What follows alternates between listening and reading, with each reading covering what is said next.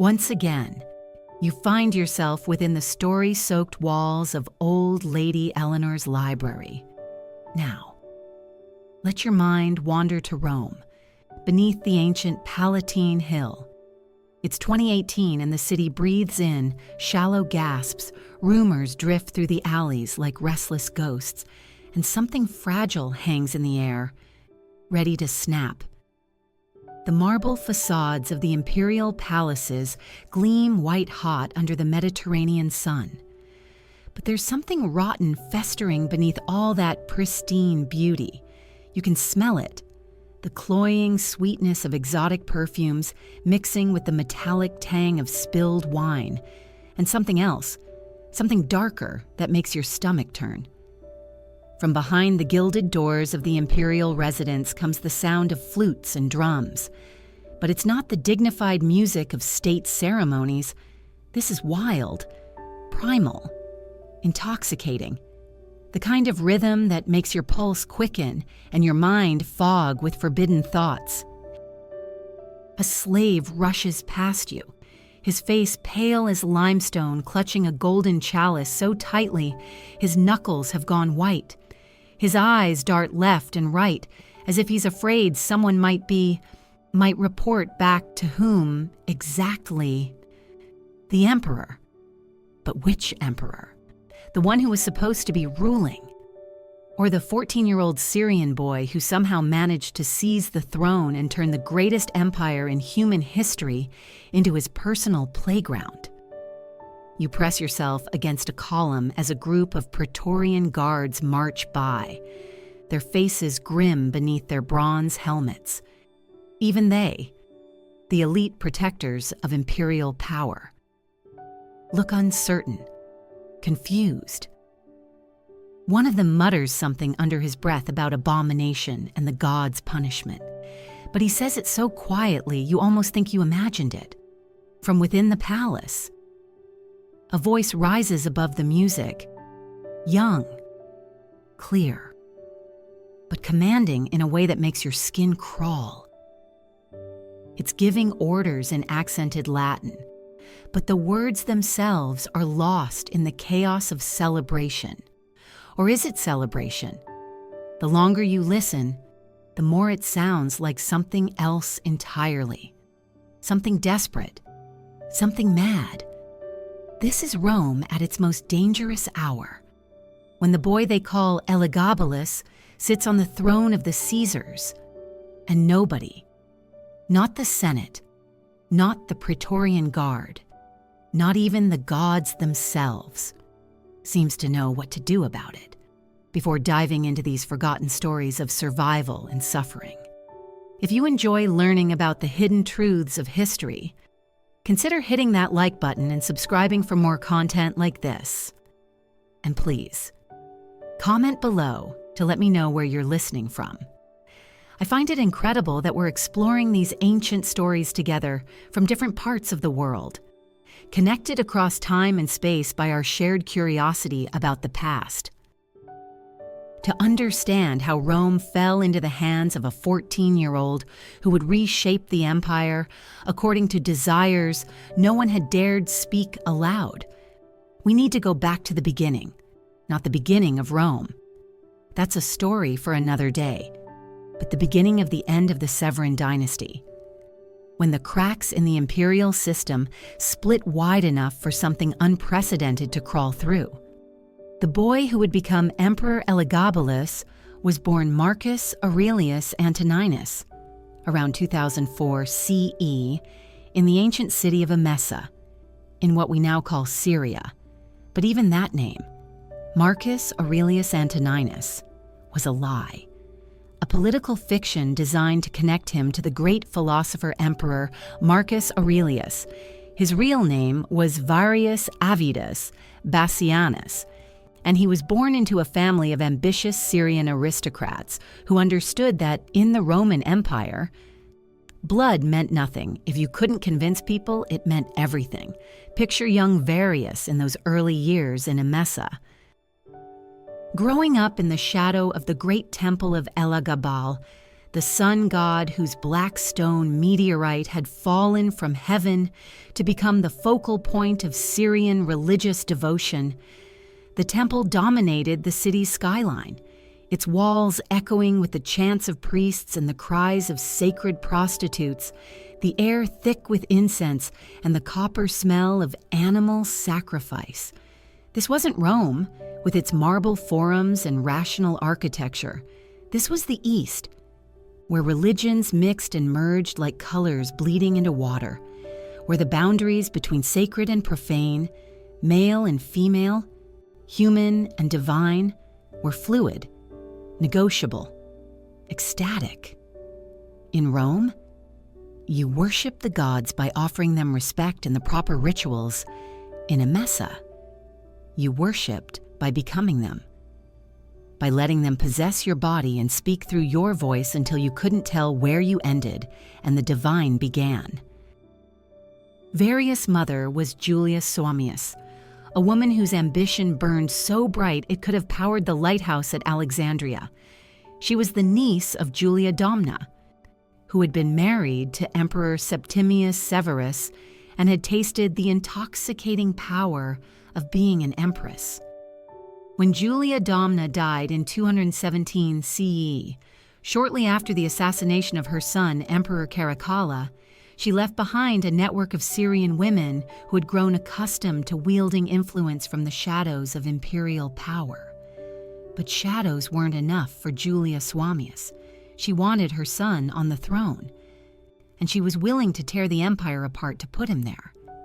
The opportunity came when Emperor Macrinus, the man who had orchestrated Caracalla's murder, made the fatal mistake of trying to cut the pay of the legions stationed in Syria. Roman soldiers were many things, but patience wasn't one of them, especially when it came to their wages. Julia Soamius saw her chance and struck like a serpent. She began spreading the rumor that young Varius was actually Caracalla's illegitimate son, born of a secret affair with his beloved sister. It was a lie so audacious, so scandalous, that it almost had to be true. In a world where political legitimacy came from bloodlines, claiming that your 14-year-old son was the bastard child of a dead emperor was either the most brilliant con in history or the most dangerous. Picture the scene in the Syrian camp of Legio III Gallica in May 2018 CE. The soldiers have been grumbling for months about their reduced pay, their loyalty to Emperor Macrinus, hanging by threads thinner than spider silk. Then Julia Soamius arrives with her son, dressed in the purple robes of imperial office, his young face painted with cosmetics in the Eastern style, his movements graceful and androgynous in ways that both fascinate and disturb the hardened veterans. She stands before them and tells them who he really is, the son of their beloved Caracalla, the rightful heir to the throne that has been stolen from him. But more than that, she tells them he's the living embodiment of Elagabal, the Syrian sun god, born to bring a new golden age to the empire. The soldiers look at this painted boy child, this creature who seems to exist in the space between male and female, human and divine, and something stirs in their blood. Maybe it's genuine religious fervor. Maybe it's just the promise of better pay and the chance to be on the winning side of a civil war. Maybe it's something darker, some collective madness that seizes groups of men when they're far from home and faced with the impossible. Whatever it is, they kneel. The proclamation echoes across the camp like thunder. Hail Caesar, hail Marcus Aurelius Antoninus, hail Elagabalus. The name they give him, Elagabalus, isn't even his real name. It's the name of his god, and by taking it, he's claiming to be not just emperor, but deity incarnate, Emperor Macrinus. Receiving word of the rebellion in his palace in Antioch must have felt the ground shift beneath his feet. This wasn't just another military revolt, Those happened every few years and could usually be bought off or crushed.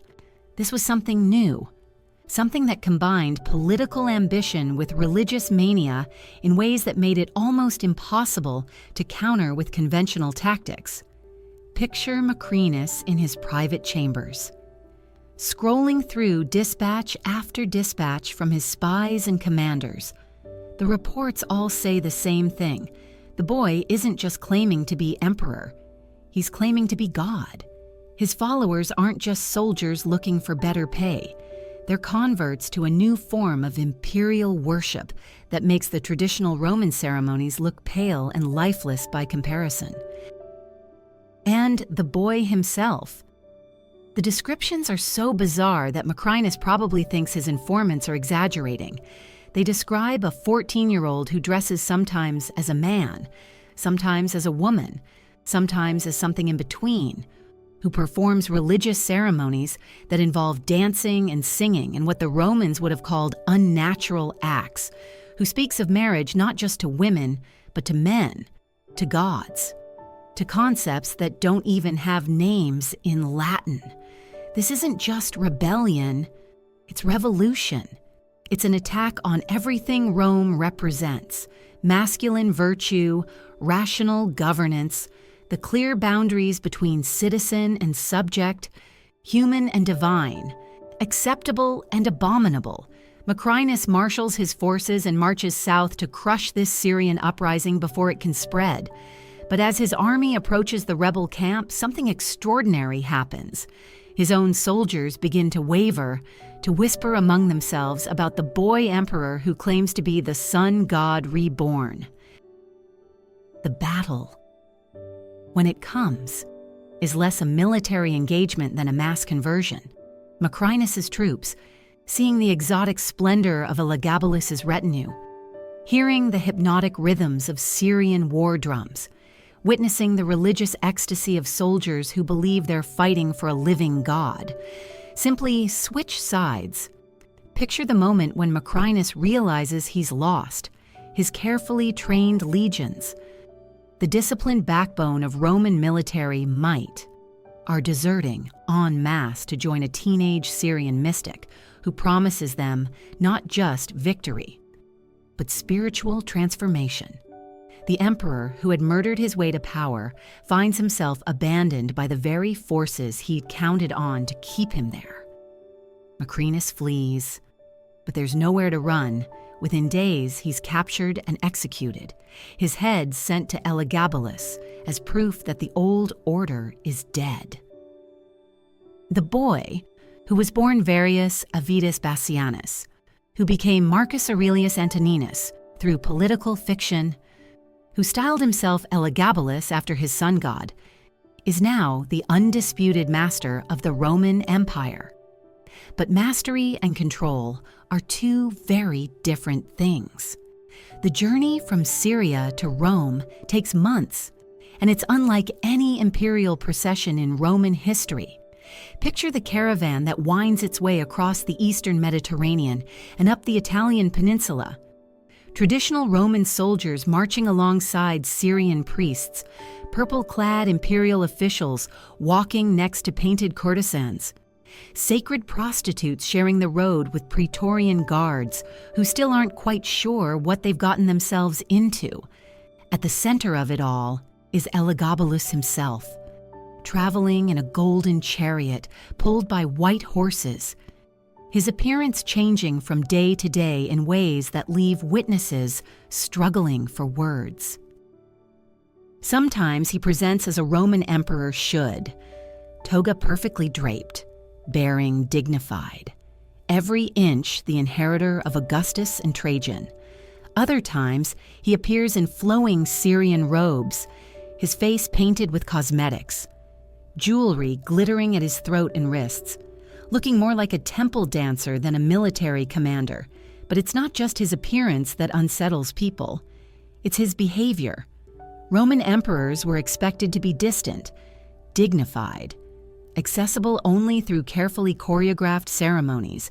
Elagabalus throws himself into crowds, touches common soldiers, engages in public displays of religious ecstasy that leave observers unsure whether they're witnessing divine inspiration or madness. The closer the procession gets to Rome, the more reports filter back to the capital about what's coming.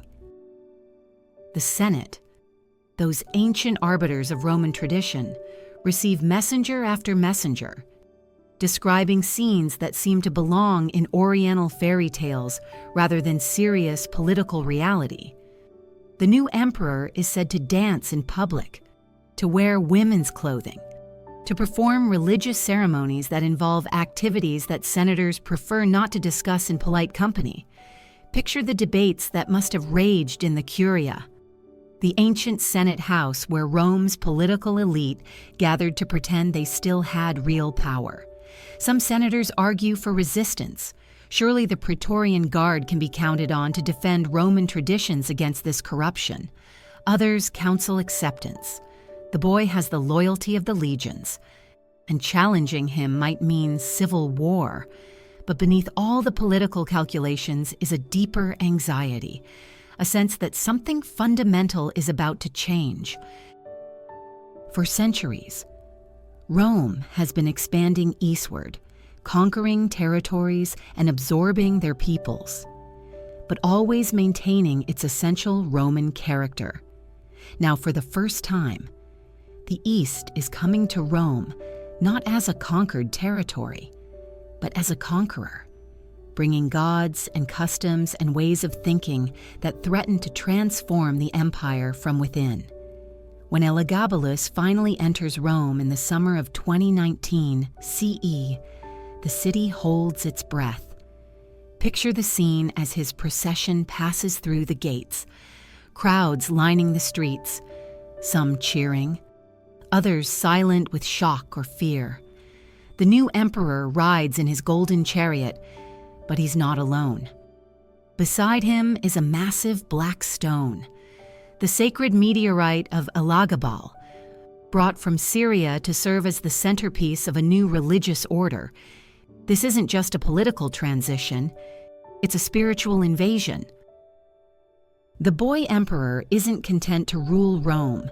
He wants to transform it, to remake the capital of the world in the image of his Syrian homeland, and he has the power to do it. The first sign of what's to come appears within days of his arrival. Elagabalus announces that he will marry the stone of Elagabla to Minerva, the Roman goddess of wisdom and warfare. It's a ceremony that has no precedent in Roman religious tradition, a mixing of Syrian and Roman deities that horrifies the traditional priesthood. But that's just the beginning. Within weeks, the new emperor has begun construction of a massive temple on the Palatine Hill, dedicated not to Jupiter or Mars or any of the traditional Roman gods, but to Elagabal. The sound of hammers and chisels echoes across the city as workers labor to create a monument to a god most Romans have never heard of. Picture the confusion and fear that grips the capital as news of each new outrage spreads through the streets. The emperor has appointed Syrian priests to positions of power in the Roman religious hierarchy. He's introduced new ceremonies that involve dancing and music and what witnesses describe as unspeakable acts. He's begun wearing women's clothing in public, not as a disguise or a joke, but as a statement of nobody knows. And that uncertainty is almost worse than knowledge would be. The traditional Roman aristocracy watches in horror as their carefully ordered world dissolves into chaos. These are men who trace their lineages back to the founding of the Republic, who see themselves as the guardians of Roman virtue and tradition. They've weathered civil wars and barbarian invasions, but they've never faced anything like this. An emperor who seems determined to destroy everything they hold sacred. But it's not just the aristocracy that's unsettled. Common Romans, too, find themselves struggling to understand what's happening to their city. The emperor they see in public ceremonies bears little resemblance to the marble statues of Augustus or the stern portraits of Marcus Aurelius.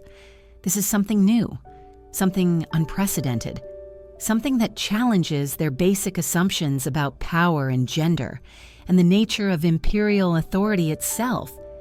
Picture a typical Roman citizen, perhaps a shopkeeper or a craftsman, trying to explain to his children why their emperor sometimes dresses like a woman, why the new religious ceremonies sound more like parties than worship, why the palace echoes with music and laughter at all hours of the day and night.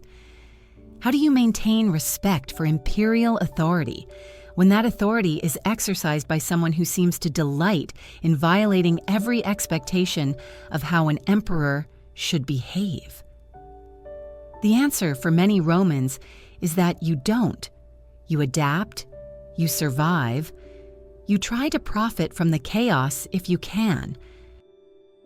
The smart money in Rome quickly learns to flatter the new emperor's Syrian courtiers, to adopt Eastern fashions, to at least pretend enthusiasm for the exotic new religious practices. Those who resist openly tend to disappear, not always permanently, but long enough to send a clear message about the new rules of the game. But beneath the surface compliance, resentment builds like pressure in a sealed vessel. Rome has always been a conservative society, suspicious of change and fiercely protective of its traditions. Having those traditions not just challenged, but actively mocked by a teenage emperor who claims divine authority is more than many Romans can bear. The Praetorian Guard, in particular, begins to show signs of strain. These are professional soldiers who have sworn loyalty to the emperor, but their definition of emperor assumes certain basic characteristics: Roman birth, masculine bearing, respect for traditional values. Elagabalus embodies none of these things, and his behavior becomes increasingly erratic as he settles into power. Picture the scene in the Praetorian barracks as news filters in of the emperor's latest outrage. Today he's announced his intention to marry one of his male courtiers. Tomorrow he'll declare himself the reincarnation of Venus. Next week he'll order the construction of public baths where men and women will bathe together, where the normal rules of Roman modesty will be suspended in favor of Syrian customs that most Romans consider deeply immoral. The guards mutter among themselves, their loyalty tested by each new revelation. They're trained to follow orders, but what happens when those orders come from someone who seems to have no understanding of Roman law, Roman custom, or Roman dignity? How long can institutional loyalty survive when it's strained by daily humiliation? The crisis deepens as Elagabalus begins to interfere more directly in the traditional workings of Roman government. He appoints Syrian favorites to positions of power, often based on their physical beauty rather than their administrative competence. He disrupts Senate meetings with religious ceremonies that senators find both blasphemous and embarrassing. He issues edicts that contradict centuries of Roman legal precedent, seemingly on whim rather than through any coherent policy. Picture a Senate session in the second year of Elagabalus's reign. The ancient chamber where Cicero once delivered his Catiline orations, where Augustus carefully managed the transition from republic to empire, now echoes with the sound of Syrian flutes and the scent of Eastern incense. The emperor arrives not in traditional Roman dress, but in flowing robes that shimmer with gold thread, his face painted with cosmetics, his movements graceful and androgynous. He announces that he's received a vision from Elagabalus, that the sun god has revealed new laws that must be implemented immediately. The senators sit in stunned silence as he describes regulations that would fundamentally alter Roman marriage customs, that would give legal recognition to relationships between men, that would permit practices the Roman legal code has always condemned as contrary to public morality. When one elderly senator dares to object, to invoke tradition and precedent, Elagabalus's response is swift and chilling. The man isn't executed. That would be too crude, too obviously tyrannical. Instead, he's assigned to a minor administrative post in a remote province, effectively exiled from the political center of the empire. The message is clear. Adaptation is rewarded. Resistance is punished. But perhaps the most shocking aspect of Elagabalus's reign isn't his violation of political norms. It's his violation of gender norms. In a society where masculine virtue is considered the foundation of civic order, where the emperor is expected to embody the ideal of Roman manhood, Elagabalus presents something entirely different. Ancient sources describe him wearing women's clothing, using feminine cosmetics, even going so far as to seek out physicians who might be able to transform his male body into a female one. Modern historians debate whether this represents genuine gender dysphoria or simply political theater designed to shock and intimidate. But for contemporary Romans, the distinction is irrelevant. What matters is that their emperor, the living symbol of Roman power and authority, appears to reject the very concept of masculine leadership that has defined their civilization for centuries. Picture the whispered conversations in Roman homes as families struggle to understand what they're witnessing. Fathers try to explain to their sons why the emperor sometimes appears in public, wearing silk gowns and pearl necklaces. Mothers wonder what example this sets for their daughters, what message it sends about the nature of power and authority. Traditional gender roles already under strain in a cosmopolitan empire that includes peoples from Britain to Egypt suddenly seem fragile, negotiable, open to challenge. The emperor's personal relationships become the subject of endless speculation and gossip. He's said to have married multiple times, to women, to men, to his own courtiers, to foreign princes, to gods themselves in elaborate religious ceremonies. Each new union is announced with great fanfare, complete with public celebrations that blend Roman pageantry with Syrian religious ritual in ways that leave observers unsure whether they're witnessing a wedding or a religious initiation. But it's not just the marriages themselves that scandalize Rome. It's the way Elagabalus talks about them. He speaks openly of his desire to be dominated, to be treated as a woman in his relationships with men. He discusses sexual practices that Romans consider not just immoral, but literally unspeakable. Things that are done in the shadows of the city's brothels, but never acknowledged in polite society. Picture the shock of Roman aristocrats accustomed to emperors who project strength and dominance, who embody the masculine ideals of the warrior citizen. Now they have a ruler who seems to delight in submission, who takes pleasure in activities that Roman culture associates with weakness and femininity. It's not just politically dangerous, it's psychologically destabilizing, challenging assumptions about power and gender that have been central to Roman identity for centuries. The religious dimension of Elagabalus's reign adds another layer of complexity to an already unprecedented situation. His worship of the Syrian sun god isn't just a personal preference. It's a systematic attempt to remake Roman religion in the image of Eastern mysticism, the traditional Roman approach to the gods. Based on contractual relationships and proper ritual observance, gives way to something more ecstatic, more personal, more dangerous. Picture the scene in the new temple of Elagabal as the emperor leads his court in worship. The black stone meteorite, brought from Syria at enormous expense, sits at the center of the sanctuary, surrounded by golden altars and silk hangings. The air is thick with incense and the sound of exotic music, drums and flutes and stringed instruments that no Roman temple has ever heard. The emperor himself leads the ceremony. his movements part dance, part religious ritual, part theatrical performance. He sings in languages most of his audience doesn't understand, calling on gods whose names they've never heard. The traditional Roman toga has been replaced by flowing robes that blur the line between masculine and feminine, between imperial and priestly, between human and divine. The courtiers who surround him have been carefully chosen for their beauty and their willingness to participate in these exotic rituals.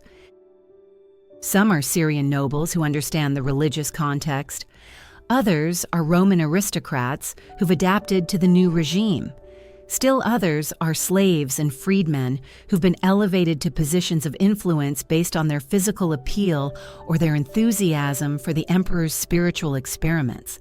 To traditional Romans watching from margins of the ceremony, it looks less like worship than like an elaborate performance designed to shock and titillate. The boundaries between sacred and profane, between public ceremony and private indulgence, have been dissolved in favor of something that seems to celebrate excess for its own sake. But perhaps that's the point. Perhaps Elagabalus's reign isn't just about personal gratification or political power. Perhaps it's about transformation, about using the authority of the imperial office to remake Roman society according to a completely different set of values. If so, it's an experiment on an unprecedented scale, using the greatest empire in human history as a laboratory for ideas about gender, sexuality, and religious authority that won't be seen again for centuries. The question is whether the empire can survive the experiment. By the third year of his reign, the strains are beginning to show. The Senate is increasingly restive. The Praetorian Guard is showing signs of disloyalty, and provinces throughout the empire are reporting unrest as local populations struggle to understand what's happening in the capital. Economic problems, too, are mounting. The emperor's lavish spending on religious ceremonies and palace entertainments is draining the imperial treasury. His appointment of incompetent favorites to administrative positions is disrupting the efficient governance that has kept the empire running for centuries. His religious innovations are alienating traditional constituencies without creating new sources of support strong enough to replace them. Picture the growing desperation of Julia Somias, the emperor's mother, as she realizes that her ambitions may have unleashed forces beyond her control. She had wanted her son on the throne, but she had assumed that once there he would govern like a traditional emperor, perhaps with some Syrian influences, but fundamentally within the bounds of Roman precedent. Instead, she finds herself watching helplessly as he transforms the empire into something unrecognizable, something that may not survive the shock of such rapid change. The same qualities that made him an effective rebel leader, his charisma, his willingness to challenge convention, his ability to inspire fanatical loyalty, are proving to be liabilities as a ruler. The boy who claimed to be the living embodiment of the sun god is burning too brightly, consuming everything around him in the intensity of his vision.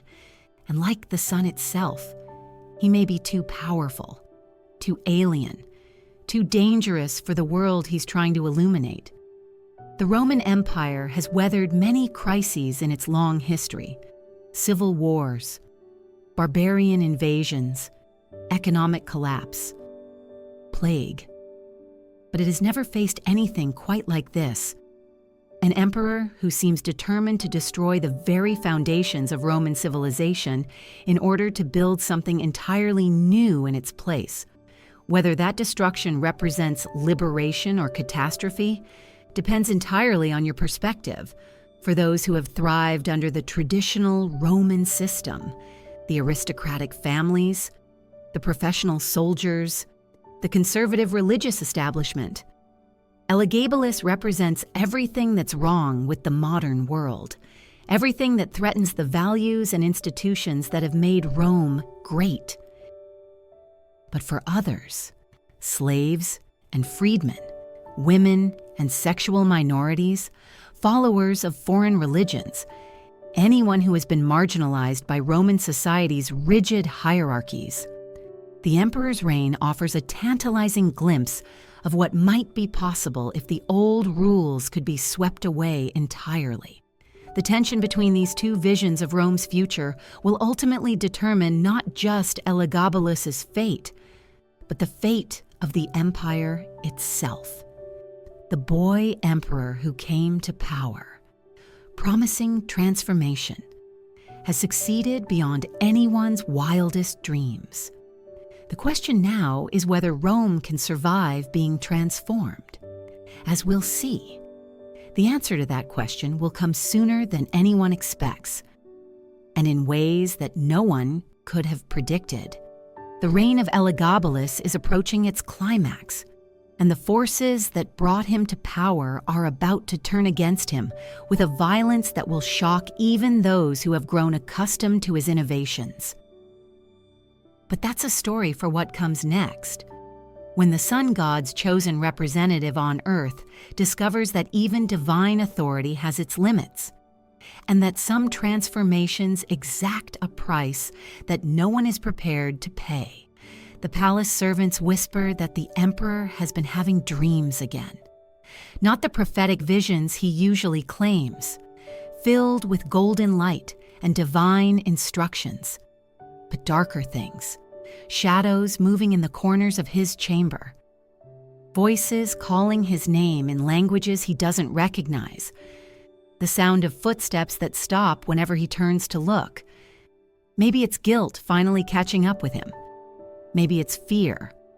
Or maybe, after 4 years of claiming to be the living embodiment of a god, he's starting to realize that gods aren't the only supernatural forces that take an interest in mortal affairs. The other gods, the Roman ones he's displaced, the Eastern deities he's offended, the spirits of the ancestors whose traditions he's desecrated, might have something to say about his cosmic reorganization of the divine order. Picture him in those restless nights pacing the marble floors of his private chambers, while his latest husband, a charioteer named Heracles, who supposedly resembles the emperor's idealized vision of masculine beauty, sleeps peacefully in their bed. The boy who once commanded legions with absolute confidence now jumps at shadows, starts at unexpected sounds, finds himself constantly looking over his shoulder as if expecting to see something that shouldn't be there. His behavior during the day becomes increasingly erratic. Court sessions that once showcased his theatrical flair now dissolve into rambling monologues about cosmic conspiracies and divine persecution. He orders the execution of servants for imagined slights, then pardons them minutes later when the mood passes. His religious ceremonies grow more elaborate and more desperate, as if he's trying to drown out those midnight voices with increasingly frantic displays of devotion. The Syrian priests who once served as his spiritual advisors begin to distance themselves from the emperor's inner circle. These are men who understand the difference between genuine religious experience and psychological breakdown, and what they're seeing from Elagabalus increasingly resembles the latter.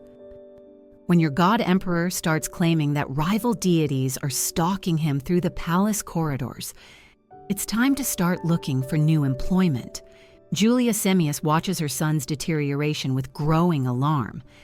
This isn't the confident young man who seized an empire through sheer force of personality. This is something broken, something that's been pushed beyond its limits, and is starting to crack under the pressure.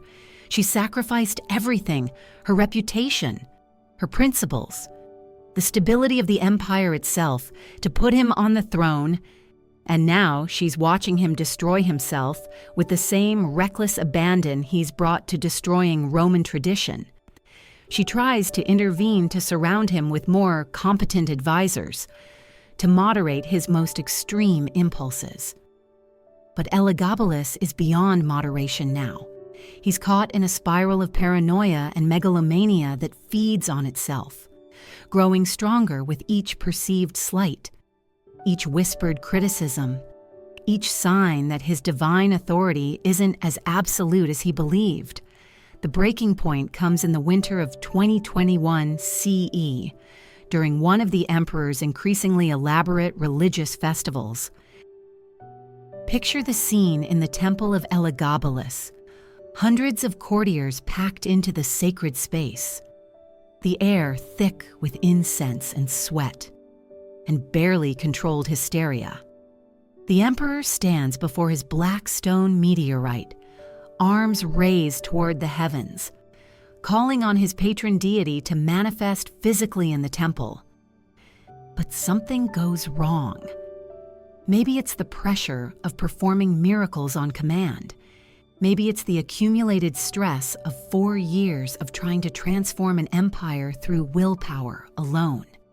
Maybe it's just the natural consequence of a teenage mind pushed beyond its breaking point by impossible responsibilities and unlimited power. Whatever the cause, Elagabalus collapses during the ceremony. Not a graceful swoon designed for dramatic effect, but a genuine loss of consciousness that leaves him convulsing on the temple floor, while his horrified courtiers try to decide whether they're witnessing divine possession or imperial breakdown. When he recovers, hours later, something fundamental has changed. The boy who once radiated confidence and charisma now seems hollow, diminished, as if some essential part of his personality has been burned away by whatever he experienced during his collapse.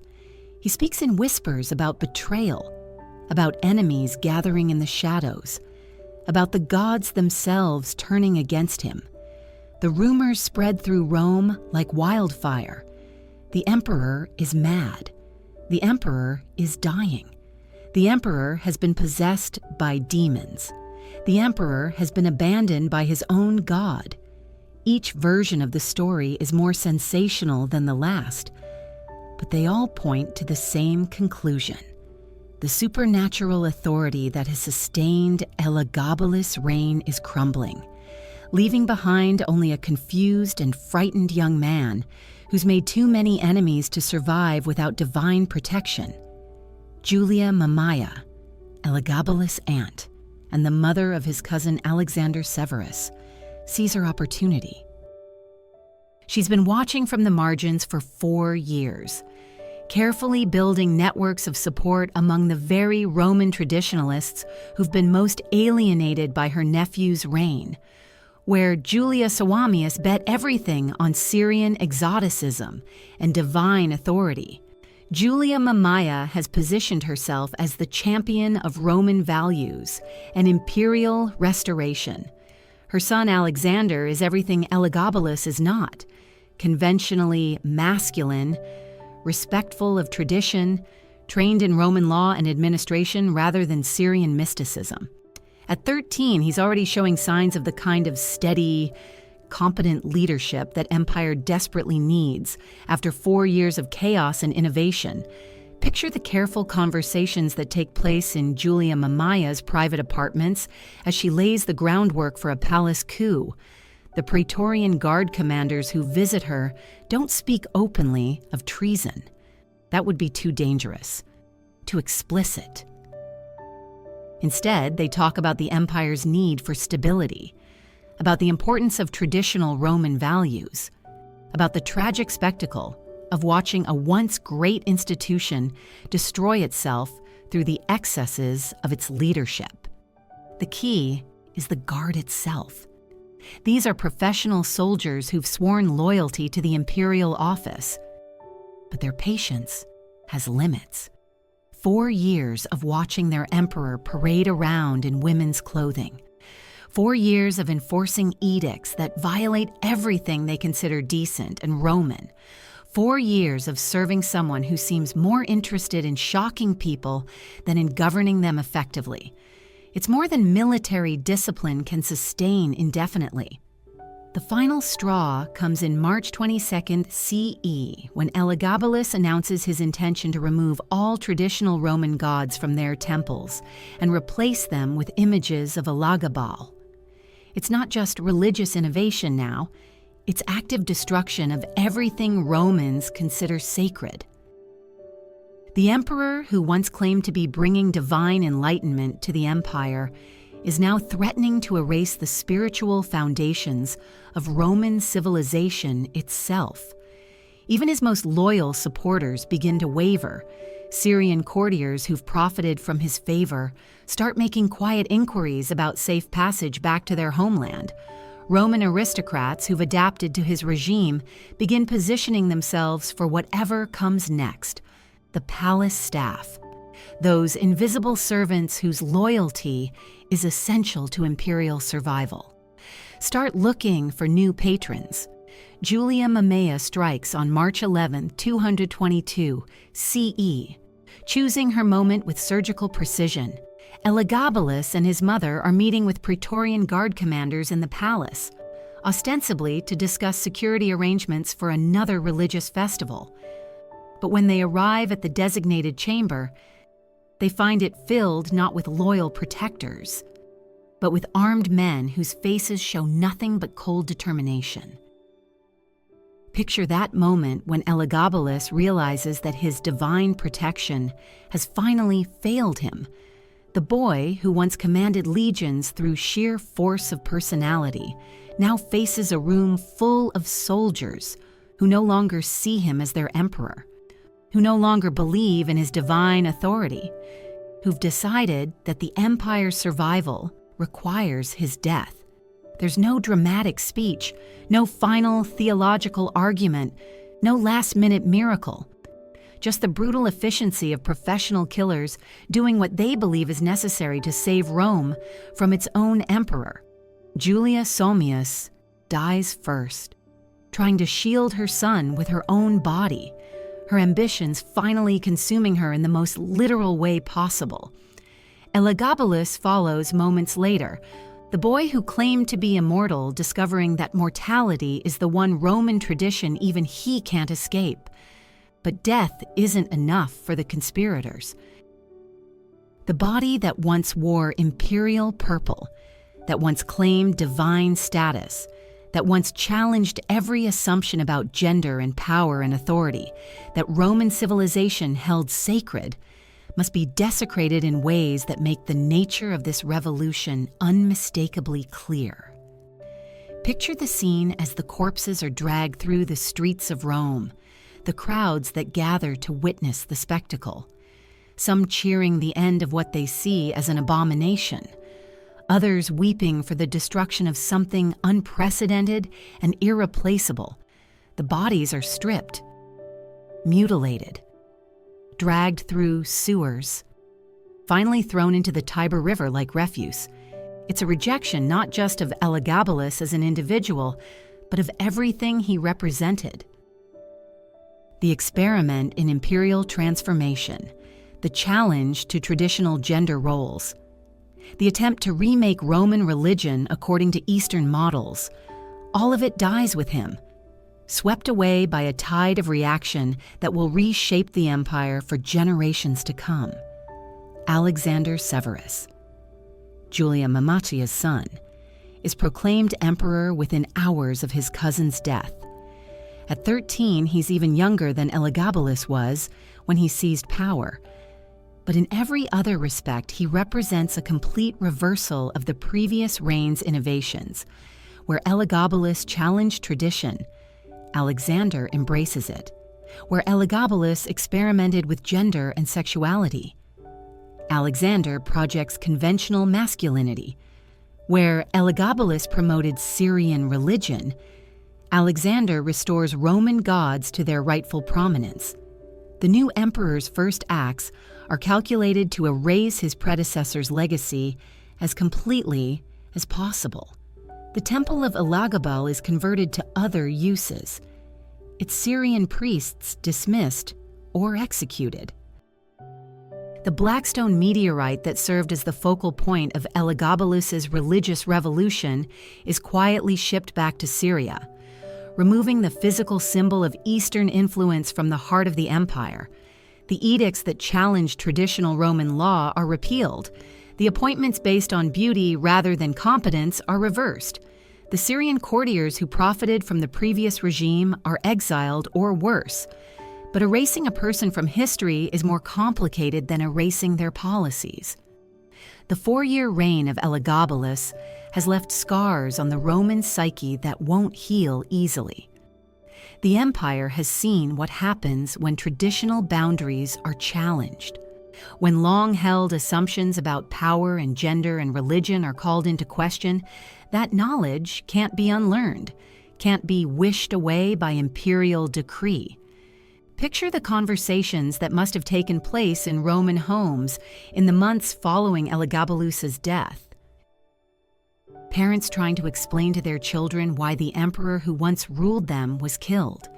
Husbands and wives discussing what they witnessed during those 4 strange years, what it meant, what it revealed about the nature of authority and identity, and the possibilities that exist when conventional rules are suspended.